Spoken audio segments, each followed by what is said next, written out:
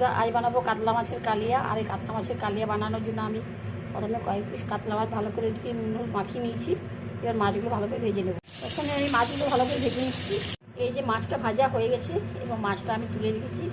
মাছের কালিয়ার জন্য আমি মশলা নিয়ে নিয়েছি। এখানে একটু সামান্য চিনি, আর এখানে হচ্ছে দারচিনি, লং, এলাচ, আর কটা দিয়েছি টক দই, আর এখানে সমস্ত মশলা রেডি করে নিয়েছি আমি। আর এখানে পেঁয়াজ দিচ্ছি। এই যে পেঁয়াজগুলো ভাজা, মশলাটা ভাজা হচ্ছে। এবার আমি টক দইটা দিয়ে দেবো।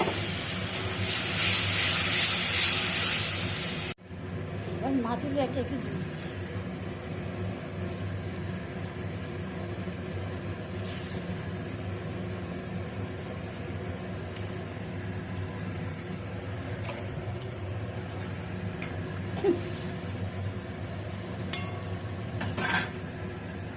এই যে মাছগুলো দিয়ে দিয়েছি।